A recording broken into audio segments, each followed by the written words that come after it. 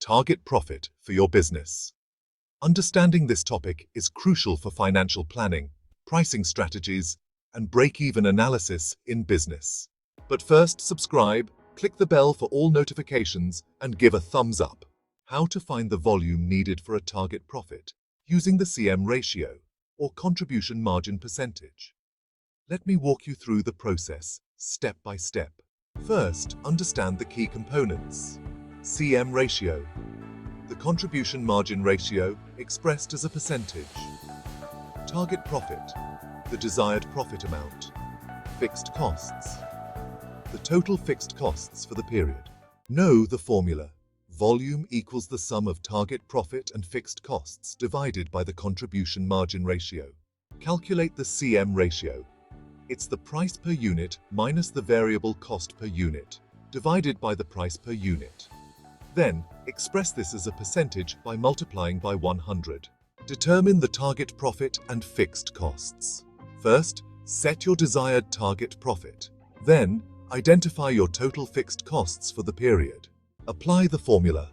Plug in the values for target profit, fixed costs, and CM ratio into the formula. Solve for volume. The result will give you the number of units you need to sell to achieve your target profit. Here's a simple example. Let's say you have price per unit, $100, variable cost per unit, $60, fixed costs, $50,000, target profit, $30,000. First, calculate the CM ratio.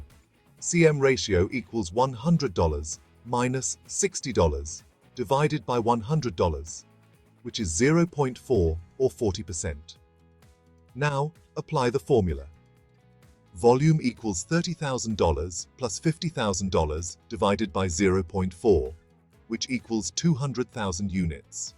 This means you need to sell 200,000 units to achieve your target profit of $30,000.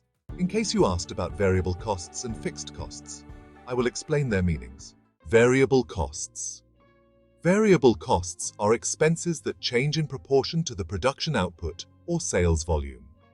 These costs increase or decrease with production levels and are typically expressed as a per unit cost. While the total variable cost changes, the per unit cost remains constant. Examples of variable costs include raw materials, direct labor wages, sales commissions, packaging costs, and shipping costs. Fixed costs. Fixed costs are expenses that remain constant regardless of production output or sales volume. They do not change with production levels within a relevant range and are expressed as a total amount for a period. While the total fixed cost remains constant, the per unit fixed cost decreases as production increases.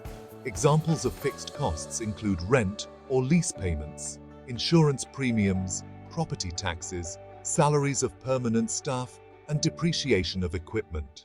Key differences. First, relation to output. Variable costs change with output, while fixed costs don't. Second, per unit cost.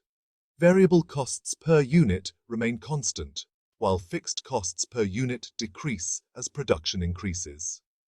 Third, control. Variable costs are generally easier to control in the short term compared to fixed costs.